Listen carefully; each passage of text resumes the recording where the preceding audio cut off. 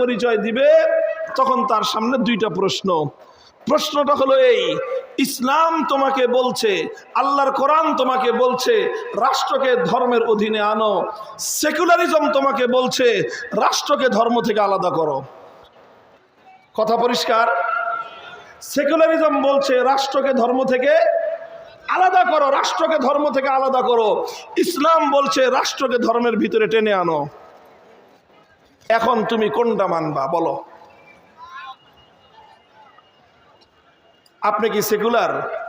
তাহলে আপনার কাছে এই প্রশ্ন তো না। এই প্রশ্ন কার কাছে? যে বলবে সে সেকুলার। গোটা আওয়ামী লীগের টপ টু বটম সবার কাছে এই প্রশ্ন। রাগ করেন না, আমি আওয়ামী লীগের বিরুদ্ধে বলি নাই, বলছি আওয়ামী লীগ যেহেতু নিজেরা দাবি করে তারা সেকুলারিজমে বিশ্বাসী, এই জন্য তাদের কাছে দলীয়ভাবে প্রশ্ন। বিএনপির বড় একটা গ্রুপ, তারাও এই মতবাদকে নিজেদের মতবাদ হিসেবে ঘোষণা করতে চাচ্ছে। যদিও প্রতিষ্ঠাতা বিএনপি রাজনৈতিকভাবে প্রতিষ্ঠার সূত্রেই তারা তাদের প্রতিষ্ঠাতা সংবিধান থেকে ধর্মনিরপেক্ষতা বাতিল করে সেই জায়গাটাতেই আল্লাহর উপর অবিচল আস্থা এবং বিশ্বাস এই ধারা সংবিধানে অন্তর্ভুক্ত করেছিলেন। সেই হিসাবে আমরা এতদিন জানতাম যে বিএনপি রাজনৈতিকভাবে ধর্মনিরপেক্ষতাকে বিশ্বাস করে না। যদি ধর্মনিরপেক্ষতাকে বিএনপি রাজনৈতিকভাবে বিশ্বাস করত, তাহলে সংবিধান থেকে বিএনপির নেতা এই ধর্মনিরপেক্ষতাকে, সেকুলারিজমকে বাতিল করত না। তারা যদি ধর্মনিরপেক্ষ হতো, সেকুলারিজমটাই যদি তাদের মতবাদ হতো, আদর্শ হতো, তাহলে তারা সেকুলারিজমের জায়গায়, ধর্মনিরপেক্ষতার জায়গায় এক আল্লাহর উপর অবিচল আস্থা এবং বিশ্বাসকে তারা সংবিধানে অন্তর্ভুক্ত করতে পারত না। এই জন্য দলীয়ভাবে বিএনপিকে এই প্রশ্ন করা যায় না। তবে বিএনপির মধ্যে ইদানিং বেশ একটা সংখ্যক দেখা যাচ্ছে যে তারা আওয়ামী লীগের প্রতি খুব বেশি সহানুভূতিশীল।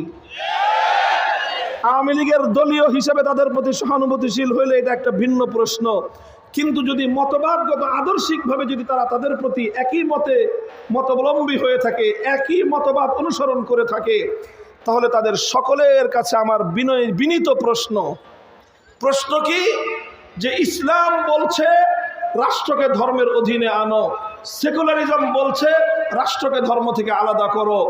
এখন তুমি কোনটা মানবা? একই সঙ্গে দুটো মানা সম্ভব না। রাষ্ট্রকে ধর্মের সঙ্গে মিলাইয়ে রাখবা, ধর্মের অধীনেও রাখবা, আবার রাষ্ট্রকে ধর্ম থেকে আলাদা রাখবা, এটা সম্ভব? বলেন তো। আমার এই বোতলের মধ্যে পানি আছে, পানিকে বোতলের মধ্যে ভিতরে রাখা হয়েছে। এখন যদি কেউ বলে যে পানিটাকে বোতল থেকে আলাদা রাখো, আবার আরেকজন বলতেছে পানিটাকে বোতলের ভিতরে রাখো, তা আপনি পানিটাকে বোতলের ভিতরেও রাখবেন, আবার পানিটাকে বোতলের বাইরেও রাখবেন, একসঙ্গে দুটো পালন করা সম্ভব? যে কোনো একটা পালন করতে হবে। হয় পানিটাকে আপনি বোতলের ভিতরে রাখবেন, আর না হয় পানিটাকে বোতল থেকে আপনি আলাদা রাখবেন। কথা বলেন ঠিক না বেঠিক? ভাই প্রশ্ন তো সোজা, জবাব দাও। বিবেকের কাছে জিজ্ঞাসা করো, তোমরা তোমার বিবেকের কাছে প্রশ্ন করো যে যদি তুমি মুসলমান হয়ে থাকো, আল্লাহর কোরআনকে তুমি বিশ্বাস করবা? কথা বলেন।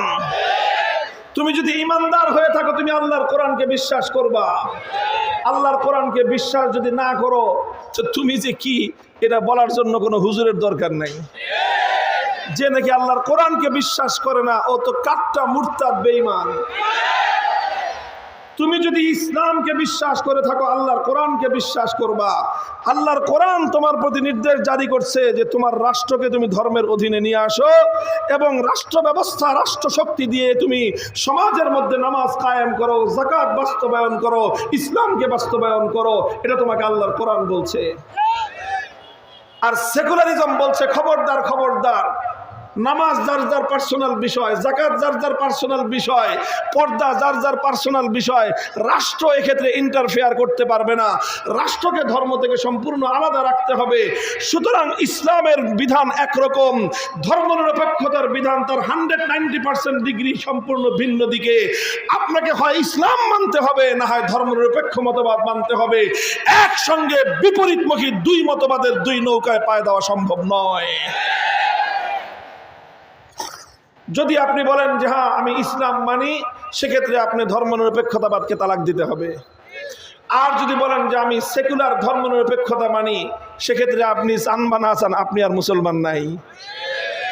আপনি দাবি করলেও আপনি মুসলমান নাই, কারণ আপনি ইসলামকে ত্যাগ করেই ধর্মনিরপেক্ষ মতবাদে দাখিল হয়েছেন।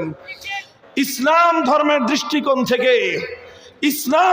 দৃষ্টিকোণ থেকে একজন মানুষ যেমন এট এ টাইম হিন্দু মুসলিম হতে পারে, বলেন, একজন মানুষ একই সময়ে হিন্দু মুসলিম হতে পারে, একজন মানুষ একই সময়ে বৌদ্ধ মুসলিম হতে পারে, একজন মানুষ একই সময়ে খ্রিস্টান মুসলিম হতে পারে। ঠিক যেভাবে একজন মানুষ একই সময়ে হিন্দু মুসলিম হতে পারে না, একজন মানুষ একই সময়ে বৌদ্ধ মুসলিম হতে পারে না, একটা মানুষ একই সময়ে খ্রিস্টান মুসলিম যেরকম হতে পারে না, একইভাবে একজন মানুষ একই সময়ে সেকুলার মুসলিমও হতে পারে না। মুহতারাম হাজিরিন, কেউ প্রশ্ন করতে পারেন যে হুজুর হইতে পারে না কই? এই যে 50 বছর ধরে আওয়ামী লীগ হয়ে রয়েছে, এরা যে হয়ে থাকলো, এরা তো সেকুলারও আবার এরা তো মুসলমানও। আপনি বলেন পারে নাই, যারা পারলো তো পারছে, কতটুক যে হইছে, এটা যদি ইসলামের দৃষ্টিকোণ থেকে আমাকে বলতে হয়, তাহলে তাদের সম্পর্কে 2টা মন্তব্যের একটা করতে হবে। কয়টা? কি বলতেছি? 2টার মধ্যে যে কোনো দুটো একসাথে বলা যাবে না, 2টার মধ্যে যে কোনো একটা বলতে হবে। হয় বলতে হবে তারা সেকুলারিজম বিষয়টা বুঝে শুনে, ইসলামটাকে বুঝে শুনে, সেকুলারিজমটাকে বুঝে শুনে তারা সেকুলার যদি হয়ে থাকে, পরিষ্কার কথা তারা বেঈমান, ইমান নাই, এক চুল পরিমাণ ইমান নাই। আরেকটা অপশন হলো তারা না বুঝে শুনে হয়েছে, তারা হয় ইসলামকে বুঝে নাই, আর না হয় সেকুলারিজমকে বুঝে নাই। না বুঝে শুনে আরেকজনের তালে হুক্কা হুয়া কয়, বুঝেন নাই? হুক্কা হুয়া বলে না, শিয়াল একটা হুক্কা হুয়া দিলে সারা জঙ্গলের সব শিয়াল, বুঝুক বা না বুঝুক, কি হয়েছে না হয়েছে এত কিছু বুঝার দরকার নাই। নেত্রী যেহেতু হুক্কা হুয়া বলছে, সব এবার হুক্কা হুয়া বল। এটা হলো আরেকটা সিস্টেম। আমাদের দেশের অধিকাংশ আওয়ামী লীগার হলো এই হুক্কা হুয়া মার্কা সেকুলার। এরা সেকুলারিজম বুঝে না, এরা না বুঝেই মুসলমান হওয়ার পরেও সেকুলারিজমের দাবি করে। এরা আসলে বুঝে না বুঝে শুনে সেকুলার হওয়ার কারণে ইমানটা ঠিক আছে, কিন্তু এরা গণ্ড মূর্খের দল। অর্থাৎ মুসলমান হয়ে যারা নিজেদেরকে সেকুলার পরিচয় দিবে, সেকুলারিজম বুঝে থাকলে সে বেঈমান, সেকুলারিজম না বুঝে থাকলে গণ্ডমূর্খ। এর চেয়ে সহজ আর কোনো শব্দ তাদের ব্যাপারে নাই, এর চেয়ে আর কোনো সরল এবং এর চেয়ে আর কোনো সহনশীল শব্দ প্রয়োগ করা সম্ভব নয়। কারণ তুমি যদি না বুঝে শুনে, পড়াশোনা না করে একটা মতবাদ যদি তুমি গ্রহণ করো, বুঝলে না মতবাদটা কি, বুঝলে না মতবাদের মূল বক্তব্য কি, বুঝলে না মতবাদের দাবিটা কি, না বুঝে শুনে যারা মতবাদ গ্রহণ করে, আপনি বলেন তাদেরকে মূর্খ ছাড়া আর কোন শব্দের দ্বারা তাদেরকে ব্যাখ্যা করা যায়? হয় যদি বলতে হয় বুঝে শুনে, তুমি যদি বলো, দাবি করো যে আমি বুঝিয়ে শুনে করতেছি, আমি বলবো তোমার বিরুদ্ধে ফতোয়া হলো তুমি কাফের, তুমি বেঈমান। আর যদি বলো যে না হুজুর আমি না বুঝে শুনি করি, তাহলে তোমার সম্পর্কে সিদ্ধান্ত হলো তুমি গণ্ড মূর্খের দল। মুহতারাম হাজিরিন, কথাটা পরিষ্কার, এটা আমার ঈমানের সঙ্গে সম্পর্ক। এটা শুধু আমার ঈমান নয়, প্রতিটি মুমিনের ঈমানের সঙ্গে সম্পর্ক। আল্লাহ পাক রব্বুল আলামিন ইসলামকে পূর্ণাঙ্গ জীবন ব্যবস্থা হিসেবে নাজিল করেছেন, এবং একজন মুসলমানকে মানতে হলে পূর্ণ ইসলামকেই মানতে হবে। খণ্ডিত ইসলামকে মানার, অংশ বিশেষকে মানার আর অংশ বিশেষকে অস্বীকার করবার কোনো অধিকার কোনো মুসলমানের নাই। আল্লাহর কোরআন বলেছে, আফাতুমিনুনা বিবাদিল কিতাব ওয়া তাকফুরুনা বিবাদ ফামা জাযাউ মান ইয়াফআলু যালিকা মিনকুম ইল্লা খিজিয়ুন ফিল হায়াতিদ দুনিয়া ওয়া ইয়াউমাল কিয়ামাতি ইউরাদ্দুনা ইলা আশাদ্দিল আযাব।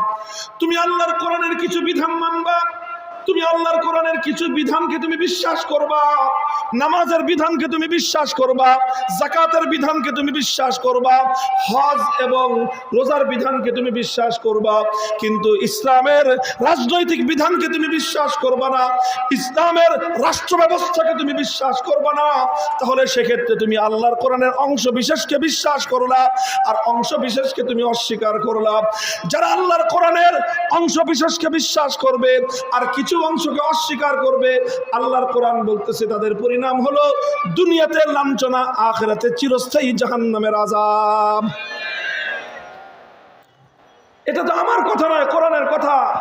খুলে খুলে আল্লাহর কোরআন এই কথাগুলো বলে দিয়েছে, খুলে খুলে এই কথাগুলো ইসলামের মধ্যে বলে দেওয়া হয়েছে, কিন্তু এই কথাগুলো আমাদেরকে জাতির সামনে উচ্চারণ করতে দেওয়া হয় না। এই কথাগুলো বলতে গেলেই এক শ্রেণীর মানুষ আমাদের কণ্ঠকে রুদ্ধ করে দেওয়ার চেষ্টা করে, বলে যে হুজুর অন্য ওয়াজ করেন, রাজনীতির কথা বলবেন না। কেন রাজনীতির কথা বলবো না বলো? কেন বলবো না রাজনীতির কথা? যেই রাজনীতি আমার মুসলমানের ঈমানকে হরণ করে, যেই রাজনীতি লক্ষ লক্ষ ঈমানদারদেরকে বেঈমান বানায় জাহান্নামের দিকে ধাবিত করে, সেই রাজনীতির কথা যদি আল্লাহর কোরআনের মঞ্চে বসে না বলা যায়, এর চেয়ে বড় অন্যায় এবং এর চেয়ে বড় সত্য গোপন আর কি হতে পারে?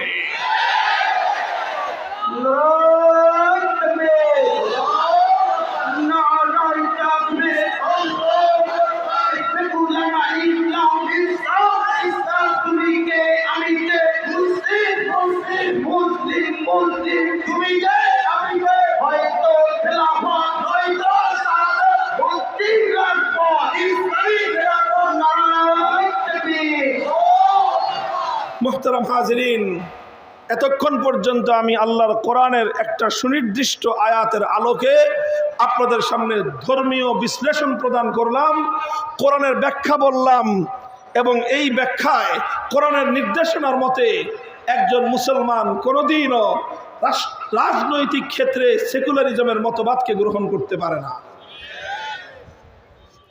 মুহতারাম হাজিরিন, একজন মুসলমান কোনোদিন সেকুলার হতে পারে না। ধর্মীয় দৃষ্টিকোণ থেকে এই কথায় দ্বিমত করার কোনো অবকাশ নাই। এবার আমি দ্বিতীয় আর একটা ছোট্ট কথা বলে আমার আলোচনা সমাপ্তির দিকে নিয়ে যাব। দ্বিতীয় কথা হলো, বাংলাদেশ আমাদের এই জনপদ, এই যে ভূমি, আমার এই যে মানচিত্র, এই যে আমার জন্মভূমি, স্বদেশ ভূমি, এই বাংলাদেশে ৯৭% মুসলমান, এবং এই মুসলমানরাই ঘুরে ফিরে রাষ্ট্র ক্ষমতা পায়। মুসলমানরা যদি সত্যিকার মুসলমান হয়ে থাকে, তারা যদি আল্লাহর কোরআনকে বিশ্বাস করে থাকে, কোরআনে বিশ্বাসী হয়ে থাকে, তাহলে তারা আল্লাহর কোরআনের বিধান অনুযায়ী রাষ্ট্র ক্ষমতা দিয়ে আল্লাহর জমিনে ইসলামকে বাস্তবায়ন করতে তারা বাধ্য। যতক্ষণ পর্যন্ত আল্লাহর কোরআনের এই বিধান তারা পালন না করবে, ততক্ষণ পর্যন্ত তারা গুনাহগার, চরম পর্যায়ের পাপী বলে সাব্যস্ত হবে। এটাই হলো ইসলামের চূড়ান্ত সিদ্ধান্ত। এবার আমি আপনাদের কাছে বলতে চাই, যেমনিভাবে বাংলাদেশ ধর্মীয় দৃষ্টিকোণ থেকে ধর্মনিরপেক্ষ থাকতে পারে না, ধর্মীয় দৃষ্টিকোণ থেকে যেভাবে এটা একটি সেকুলার রাষ্ট্র হতে পারে না, ঠিক একইভাবে ঐতিহাসিক কারণেও বাংলাদেশ একটা সেকুলার রাষ্ট্র হতে পারে না। বাংলাদেশের মানচিত্র, বাংলাদেশের ইতিহাস, বাংলাদেশের স্বাধীনতার সংগ্রাম যে কথা বলে, সেটা হলো বাংলাদেশ কোশ্চিনকালেও ধর্মনিরপেক্ষ সেকুলার রাষ্ট্র হতে পারে না। বলবেন ইতিহাস কেমনে বললো এই কথা? ইতিহাস কেমনে বললো এই কথা? বন্ধুগণ, খুলনার সচেতন নাগরিকেরা আমার একটু লক্ষ্য করে সংক্ষিপ্ত সময়ের ইতিহাসের ছোট্ট একটা বিশ্লেষণ শুনেন আমার কাছ থেকে। 1757 সাল, কত? 1757 সাল আমাদের এই পাক ভারত উপমহাদেশ 1757 সালের পূর্ব পর্যন্ত দীর্ঘ 7 থেকে 800 বছর পর্যন্ত ইসলামী শাসনের অধীনেই চলত। আল্লাহর কোরআন ছিল সংবিধান, বিচার ব্যবস্থায় ছিল ইসলামী আইন। এভাবেই 700 থেকে 800 বছর পর্যন্ত ভারত উপমহাদেশ চলেছে। 1757 সালে এই ভারত উপমহাদেশটা ইংরেজদের কবলে পড়ে যায়। সাম্রাজ্যবাদী আগ্রাসনের শিকার হয় ভারত। 1757 সাল থেকে 190 বছর পর্যন্ত ইংরেজরা আমাদের গোটা এই ভারতবর্ষ অর্থাৎ ইন্ডিয়া, পাকিস্তান, বাংলাদেশ সহ এই উপমহাদেশ সম্পূর্ণটাকে দখল করে নেয় কারা? ব্রিটিশ। কারা দখল করলো? ব্রিটিশরা দখল করলো। ব্রিটিশরা দখল করে রাষ্ট্র ব্যবস্থায় যে ইসলাম ছিল সেই ইসলামকে তারা উৎখাত করলো, বিচার ব্যবস্থায় যে ইসলাম ছিল সেই ইসলামকে তারা উৎখাত করলো, প্রশাসন ব্যবস্থায় যে ইসলাম ছিল সব জায়গা থেকে তারা ইসলামকে উৎখাত করে দিয়ে ব্রিটিশরা তাদের সাম্রাজ্যবাদী কলোনি প্রতিষ্ঠা করলো। এরপর থেকে শুরু হলো ব্রিটিশদের বিরুদ্ধে আজাদির লড়াই, স্বাধীনতার সংগ্রাম। দীর্ঘ 190 বছর পর্যন্ত বিভিন্ন পর্বে বিভিন্ন পর্যায়ে স্বাধীনতার সংগ্রাম চলে। 1831 সালে বালাকোটের রণাঙ্গনে সৈয়দ আহমদ রহমতুল্লাহ আলাইহি জিহাদ করেন। বালাকোটের জিহাদ স্বাধীনতার যুদ্ধের ইতিহাসের ক্ষেত্রে অন্যতম একটা মাইল ফলক। এটা 1831 সালে বালাকোটের রণাঙ্গনে প্রতিষ্ঠিত হয়েছিল। সেই ইতিহাস বলে আমার এই বাংলাদেশের জনপদ থেকেও অনেক মুজাহিদরা হাজার মাইল সফর করে বালাকোটের রণাঙ্গনে সৈয়দ আহমদ রহমতুল্লাহ আলাইহির নেতৃত্বে জিহাদে অংশগ্রহণ করে বহু মানুষ বুকের তাজা খুন দিয়ে শাহাদাত বরণ করেছিল। 1831 সালে ইংরেজদেরকে পরাজিত করার উদ্দেশ্যে জিহাদ করেছিলেন, যুদ্ধ করেছিলেন, লড়াই করেছিলেন, শাহাদাত বরণ করেছেন সৈয়দ আহমদ শহীদ রহমতুল্লাহ আলাইহি, শাহাদাত বরণ করেছেন শাহ ইসমাইল শহীদ রহমতুল্লাহ আলাইহি। অসংখ্য মুজাহিদদের রক্ত দিয়ে বালাকোটের রণাঙ্গন স্রোতে ভেসে গেছে, মুজাহিদিনরা শাহাদাত বরণ করেছেন। মুসলমানরা বিজয় অর্জন করতে পারে নাই, কিন্তু ইংরেজদের সামনে তারা মাথা নত করে নাই। আবার চলল দীর্ঘদিন ইংরেজদের আধিপত্য। আসলো 1857 সাল। 1857 সালের আগে হাজী ইমদাদুল্লাহ মুহাজির মক্কি রহমতুল্লাহ আলাইহিকে কেন্দ্র করে মুসলমানরা একটা ইসলামী রাষ্ট্রের ঘোষণা দিলেন, ইসলামিক স্টেটের ঘোষণা দিলেন। যে ইসলামিক রাষ্ট্রের আমিরুল মুমিনিন ছিলেন হাজী ইমদাদুল্লাহ মুহাজির মক্কি, সেই রাষ্ট্রের প্রধানমন্ত্রী ছিলেন হুজ্জাতুল ইসলাম কাসেম নানুতুবি, সেই রাষ্ট্রের প্রধান বিচারপতি ছিলেন রশিদ আহমদ গাঙ্গুহি, সেই রাষ্ট্রের প্রধান সেনাপতি ছিলেন হাফেজ জামিল শহীদ রহমতুল্লাহ আলাইহি। 1857 সালে শামেলির রণাঙ্গনে আবার জিহাদ হয়। ইংরেজদের সঙ্গে মুসলমানরা স্বাধীনতার জন্য যুদ্ধ করে, আজাদির জন্য লড়াই করে। সেই আজাদির সংগ্রামেও মুসলমানরা জিততে পারে নাই। প্রধান সেনাপতি সহ অসংখ্য মুজাহিদিন, অসংখ্য আলেমরা শাহাদাত বরণ করেন। 1857 সালের এই লড়াইয়ে মুসলমানরা পরাজিত হওয়ার পর মুসলমানদের উপর এক বিভীষিকা নেমে আসে, বিশেষ করে আলেম সমাজের উপর এক বিভীষিকা নেমে আসে। হাজার হাজার আলেমদেরকে ধরে নিয়ে ইংরেজরা ফাঁসি কাস্টে ঝুলায়। ইংরেজ লেখকরা লিখেছে খাইবার থেকে দিল্লি পর্যন্ত 16 মাইল রাস্তা, এই রাস্তার দুই পাশে যতগুলো গাছ ছিল এমন একটা গাছ বিদ্যমান ছিল না যেই গাছে স্বাধীনতা আন্দোলনে অংশগ্রহণ করার অপরাধে কোনো আলেমকে ফাঁসি দিয়ে ঝুলিয়ে না রাখা হয়েছে। হিসাব করে দেখুন 18 মাইল রাস্তায় দুই পাশে কত হাজার গাছ থাকতে পারে। প্রতিটা গাছে যদি অন্তত একজন করেও মানুষকে ফাঁসি দেওয়া হয়ে থাকে, এবার চিন্তা করে থাকেন কতজন আলেমকে শুধুমাত্র স্বাধীনতার সংগ্রাম করবার জন্য রক্ত দিতে হয়েছে। অসংখ্য আলেমকে তারা জ্বলন্ত মহিষের চামড়ার মধ্যে ভরে জ্বলন্ত আগুনের মধ্যে পুড়িয়ে হত্যা করেছে। অসংখ্য আলেমকে তারা মহিষের চামড়ার মধ্যে বেঁধে গঙ্গা যমুনার উত্তাল স্রোতের মধ্যে তারা ভাসিয়ে দিয়েছে। ঘরে ঘরে এতিম হয়েছে আলেমদের সন্তানেরা, ঘরে ঘরে বিধবা হয়েছে আলেমদের স্ত্রীরা, কোল খালি হয়েছে আলেম সমাজের মায়েদের। এভাবে অসংখ্য অগণিত হাজার হাজার ধর্মপ্রাণ মুসলমান, হাজার হাজার ওলামায়ে কেরামের রক্তের বিনিময়ে 1857 সালের এই ইংরেজ বিরোধী স্বাধীনতার আন্দোলনকে ওরা দমন করে। কিন্তু দমন করলে কি হবে? স্বাধীনতার চেতনা এটা হলো একটা অগ্নি স্ফুলিঙ্গের মতো।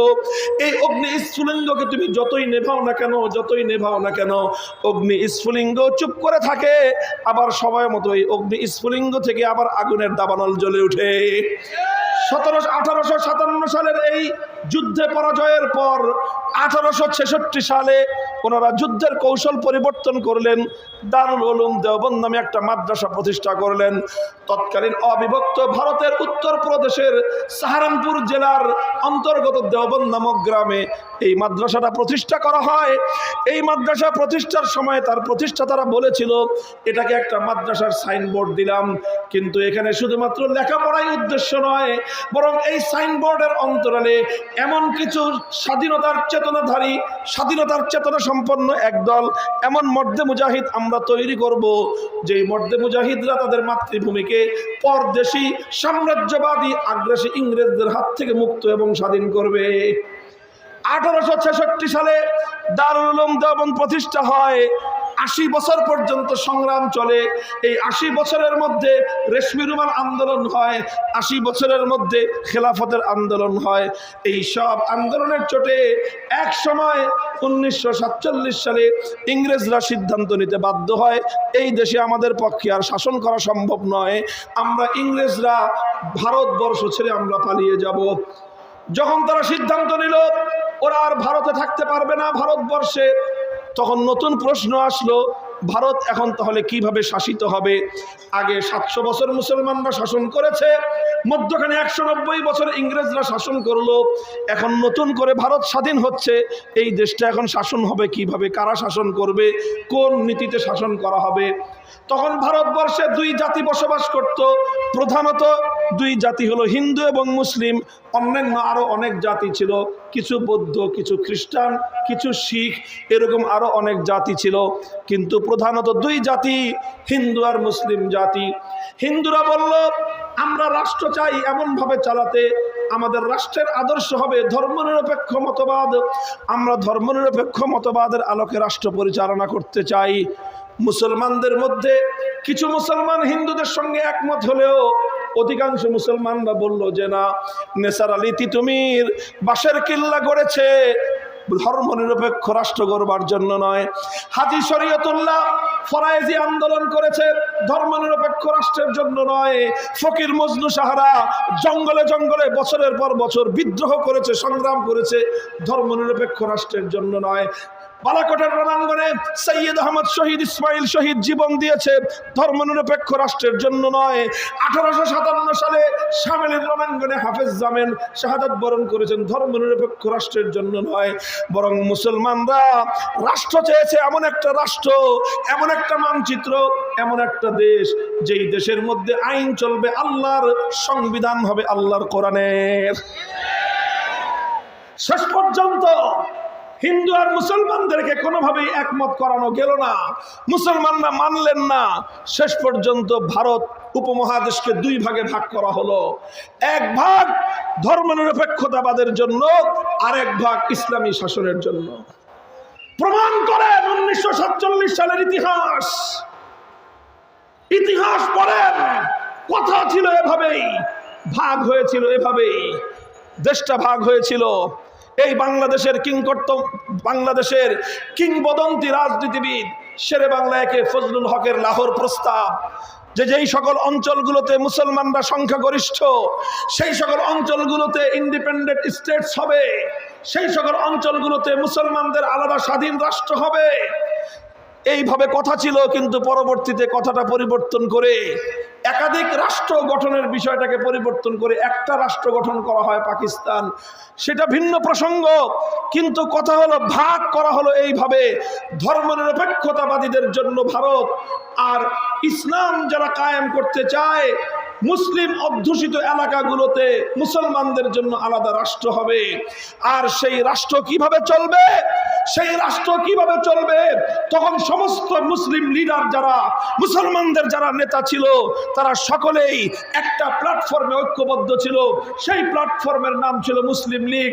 সেই মুসলিম লীগের নেতা ছিলেন মোহাম্মদ আলী জিন্নাহ, সেই মুসলিম লীগের নেতা ছিলেন শেরে বাংলা একে ফজলুল হক, সেই মুসলিম লীগের নেতা ছিল হোসেন শহীদ সোহরাওয়ার্দী, হোসেন শহীদ সোহরাওয়ার্দীর কর্মী ছিল শেখ মুজিবুর রহমান সাহেব।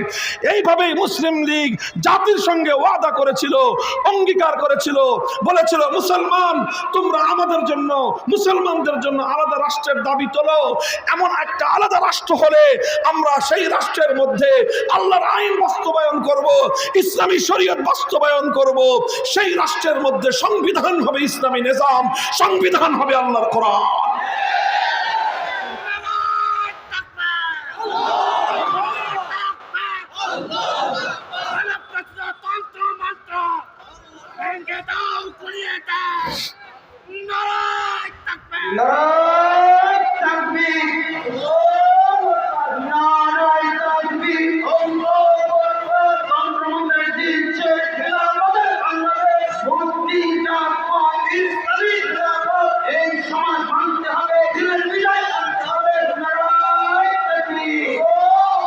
মোহতারাম হাজিরিন, শেষ পর্যন্ত দেশটা ভাগ হলো। সেই ভাগের মধ্যে, ভাগাভাগির মধ্যে মুসলমানদের সঙ্গে অনেক বৈষম্য করা হলো। মুসলমানরা ভাগে যতটুকু জমি পায় ততটুকু দেশ তাদেরকে দেওয়া হলো না। ইংরেজরা পার্সিয়ালিটি করে হিন্দুদেরকে জিতায়ে দিল, ভারতকে জিতায়ে দিল, ভারতের পক্ষ তারা নিল, ভারতের পক্ষে পার্সিয়ালিটি করলো, মুসলিম ভূখণ্ডকে তারা ঠকায়ে দিল। আজও যদি আপনারা বাংলাদেশের মানচিত্রটাকে একটু দেখেন তাহলে এই নির্মম সত্যের প্রমাণ আপনারা পাবেন। বাংলাদেশের মানচিত্রটাকে এমনভাবে আঁকাবাঁকা করেছে, মনে হয় যেখান থেকে ইন্দুর খেয়ে গেছে। খালি এত ইন্দুর বাংলাদেশের সীমান্তে আসলো কোত্থেকে? আসল কাহিনী হলেই দেশ যখন ভাগ হবে সোজা টান হবে, এক পাশে তুমি এক পাশে আমি, কিন্তু এইভাবে ভাগ করা হয় নাই। খালি এরকম ভাবে মনে হয় তেল্লাচোরা ছেড়ে দিছে আর সীমান্ত দিয়ে তেলাচোরা গেছে, এইভাবে আঁকাবাঁকা হয়েছে। ঘটনাটা কি? ঘটনা হলো এই, আসলে সীমান্তবর্তী যেই সকল এলাকাগুলোতে মাখন বেশি ছিল, ক্রিম বেশি ছিল, সেগুলোকে ভারতের হাতে তুলে দেওয়া হয়েছে। যে এলাকাগুলোতে খনিজ সম্পদ বেশি সেটাকে ভারতের হাতে তুলে দেওয়া হয়েছে। যেখানে দার্জিলিং পর্যটন পয়েন্ট হতে পারে সেটাকে ভারতের হাতে তুলে দেওয়া হয়েছে। যেখানে পাহাড়ের নিচে মূল্যবান পাথর থাকতে পারে সেটাকে ওই পাশে ঠেলে দিয়ে সব জায়গায় আঁকাবাঁকা করে মুসলমানদের কাছে সমস্তভাবে বঞ্চনার, বৈষম্যের শিকার হয়েছে মুসলমানেরা। আমরা সব বৈষম্য মেনে নিয়েছি, সমস্ত জুলুম আমরা মেনে নিয়েছি, আমরা ঠকে গিয়েছি। যতটুকু পাওয়ার কথা তার চেয়ে অনেক কম পেয়েছি। অনেক কম পাওয়ার পরেও সান্ত্বনা আমাদের একটাই ছিল, আমাদের পূর্বপুরুষদের একটাই বক্তব্য ছিল, রাষ্ট্র আমাদের ছোট হতে পারে, রাষ্ট্র আমরা গরিব হতে পারি, রাষ্ট্র আমরা অনুন্নত হতে পারি, আমরা অর্থনৈতিক অনটনে থাকতে পারি, 3 বেলা না খেয়ে থাকতে পারলে 1 বেলা খাবো, 1 বেলা পেটে খাবার না জুটলে প্রয়োজনে আমরা পেটে পাথর বাঁধবো, কিন্তু আমরা এমন একটা রাষ্ট্র চাই, এমন একটা ভূখণ্ড চাই, এমন একটা মানচিত্র চাই যে মানচিত্রে ব্রিটিশ প্রবর্তিত কালো আইন চলবে না, ব্রিটিশদের মানব রচিত কোনো তন্ত্রমন্ত্র চলবে না, যে রাষ্ট্রে আইন চলবে একমাত্র কার। এই ছিল আমাদের পূর্বপুরুষদের চেতনা, এই ছিল আমাদের পূর্বপুরুষদের তামান্না, হৃদয়ের আকাঙ্ক্ষা। এভাবেই দেশটা ভাগ হলো। দেশ ভাগ হওয়ার পর থেকে শুধুমাত্র আমাদের বঞ্চনার ইতিহাস। 1947 সালের পর থেকে ইতিহাস মুসলমানদের সঙ্গে তাদের নেতৃবৃন্দ, রাজনৈতিক নেতাদের গাদ্দারির ইতিহাস, মুসলমানদের জাতির সঙ্গে তাদের রাজনৈতিক লিডারদের বিশ্বাসঘাতকতার ইতিহাস, মুসলিম নেতৃবৃন্দের আল্লাহর সঙ্গে এবং ইসলামের সঙ্গে গাদ্দারির ইতিহাস, বিশ্বাসঘাতকতার ইতিহাস। 24 বছর পর্যন্ত স্বৈরাচারী পশ্চিম পাকিস্তানি শাসকরা জাতির সঙ্গে কৃত ওয়াদা পুরা করলো না। ওরা শুধুমাত্র কালক্ষেপণ করতে করতে করতে করতে 24টা বছর কাটায় দিল, কিন্তু প্রতিশ্রুতি মাফিক, ওয়াদা অনুযায়ী, বিশ্বাস অনুযায়ী, কমিটমেন্ট অনুযায়ী মুসলিম রাষ্ট্রে ইসলামী শাসন প্রতিষ্ঠা করলো না, কোরআনী সংবিধান ওরা বাস্তবায়ন করলো না। এরপরে আসলো 1971 সাল। জালিমের বিরুদ্ধে মজলুমের লড়াই ছিল 1971 সালের আগে, এবং 71 সালের মুক্তিযুদ্ধ চলাকালীন 9 মাসে কোন নেতা, কোন নেত্রী, পাতি নেতা, খাতি নেতা, সাথী নেতা কেউ কোনোদিন বাংলাদেশের মাটিতে আওয়াজ তুলবার সাহস পায় নাই যে দেশটা স্বাধীন হলে ধর্মনিরপেক্ষ রাষ্ট্র হবে।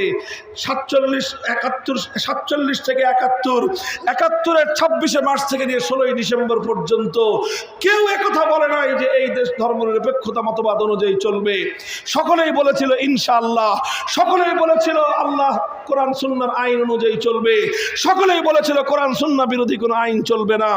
এই সব কথা বলে 1971-এর 16ই ডিসেম্বর যখন বাংলাদেশ স্বাধীন হলো, স্বাধীনতার পরপর ভারতের একতরফা চাপে ভারতের প্রধানমন্ত্রী তৎকালীন শ্রীমতী ইন্দিরা গান্ধী বাংলাদেশের স্বাধীনতার নেতা শেখ মুজিবুর রহমান সাহেবকে ডেকে নিয়ে তাকে জোরপূর্বক ধরায় দিলেন, বললেন ভারতের যেই সংবিধান আছে সেই হুবহু ভারতের সংবিধানের মূলনীতিগুলো কপি করে তোমাকে বাংলাদেশের সংবিধান তৈরি করতে হবে। এগুলো আমাদের বানানো কথা নয়।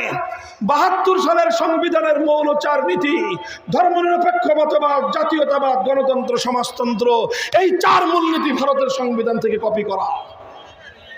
অর্থাৎ 71 সালে বাংলাদেশ পশ্চিম পাকিস্তানি হানাদারদেরকে ঠেঙ্গায় বিদায় করেছে, আর সঙ্গে সঙ্গে বাংলাদেশটাকে ভারত মাতার চরণতলে বলি দেওয়ার ব্যবস্থা করা হয়েছে।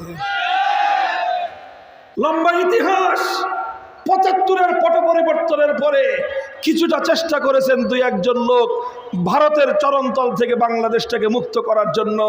যারাই যখন চেষ্টা করেছে ভারতের চরণতল থেকে বাংলাদেশকে স্বকীয় এবং স্বাধীনতার চেতনায় উজ্জীবিত হয়ে বাংলাদেশকে মাথা উঁচু করা, আত্মসম্মান বোধে উজ্জীবিত এক জাতি হিসেবে প্রস্তুত করতে, তারাই হত্যাকাণ্ডের শিকার হয়েছে।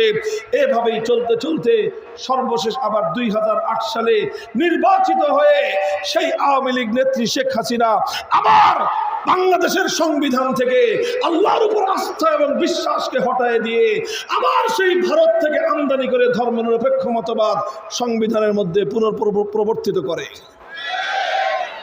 এখন ২০২৪ সালের বাংলাদেশ, এখন ২০২৪ সালের বাংলাদেশ। ২০০৮ সালের ইতিহাস ভুলে যান, ২০২৪ সালের ইতিহাস ভুলে যান, ২০১৯ সালের বৈষম্যের বাংলাদেশ ভুলে যান, ২০২৪ সালের প্রহসনের নির্বাচনের ইতিহাস ভুলে যান। বলবেন সব ভুলবো, মনে রাখবো কি? ৩টা জিনিস শুধু মনে রাখতে হবে। ১ নম্বর, ৪৭ সালে দেশটা ভাগ হয়েছিল কিভাবে, ৭১ সালে মুক্তিযুদ্ধটা হয়েছিল কিভাবে, ২৪ সালে গণ অভ্যুত্থানটা হয়েছিল কিভাবে। এই ৩ বুনিয়াদের উপর বাংলাদেশ আগামী দিনে নির্মিত হবে। এই ৩ বুনিয়াদের উপর আগামীর বাংলাদেশ নির্মাণ করতে হবে। যদি সেই নির্মাণ করতে হয়, দেশ ২ ভাগ। ১ ভাগ হলো ধর্মনিরপেক্ষতার জন্য, তোমরা পাইছো গোটা দেশের ৪ ভাগের ৩ ভাগ। কয় ভাগ? আমাদেরকে পাই আমরা অর্ধেক, আমরা পাই ৪ ভাগের ২ ভাগ, দিছো আমাদেরকে ৪ ভাগের ১ ভাগ। অনেক জুলুম সইছি, অনেক বঞ্চনা সহ্য করেছি, অনেক বৈষম্য বরদাস্ত করেছি। এখন যতটুকু দিছো ওখান থেকে আবার খাবলা মেরে খাইতে চাও। কথা বলেন ঠিক না বেঠিক? এই হলো ভারতীয় আধিপত্যবাদ। এতদিন তো ৫৪ বছর ধরে শুধু হুজুররা চিৎকার করেছি, এখন তো শুধু হুজুরদের বলতে হয় না।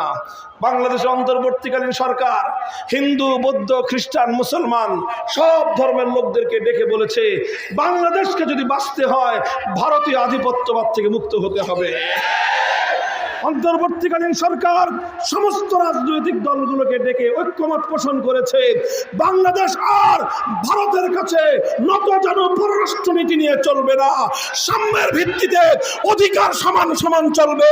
তাহলেই তোমাদের সঙ্গে আমাদের কূটনৈতিক সম্পর্ক থাকবে, অন্যথায় সেই সম্পর্কে আগুন ধরা।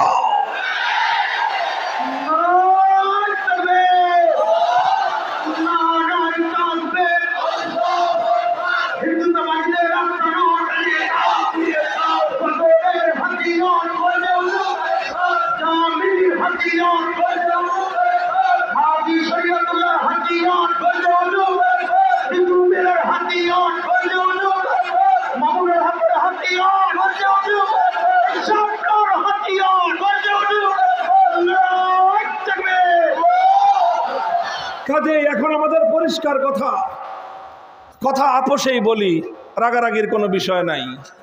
ভাগাভাগি হয়েছে, তুমি পাইছো 1 ভাগ, আমি পাইছি 1 ভাগ। ওই ভাগের কথা বলতে গেলে পুরান কথা উঠায় না, তাহলে কিন্তু আমরা তখনকার জুলুম এবং বৈষম্যের বিরুদ্ধে কথা বলা শুরু করব। তখন আবার আমরা দার্জিলিং দাবি করব, সীমান্তর কাঁটাতারের বেড়া সোজা করার কথা বলবো। আমাদের থেকে জোর করে যেই সমস্ত ভূখণ্ডগুলো কেড়ে নেওয়া হয়েছে সেই সব ভূখণ্ডের দাবি তুলব। ওই বিতর্কে আমরা যেতে চাই না। অনেক আগের কথা, পুরান গাঁও নতুন করে নতুন খোঁচায় আবার গাঁও বানায় না। এখন কথা পরিষ্কার, এত বিশাল রাষ্ট্র ধর্মনিরপেক্ষতার জন্য ছেড়ে দিয়েছে মুসলমানরা, আর মুসলমানরা নিজেদের জন্য ছোট্ট কিছু ভূমি নিয়েছে, অল্প কিছু ভূখণ্ড নিয়েছে ইসলামের জন্য।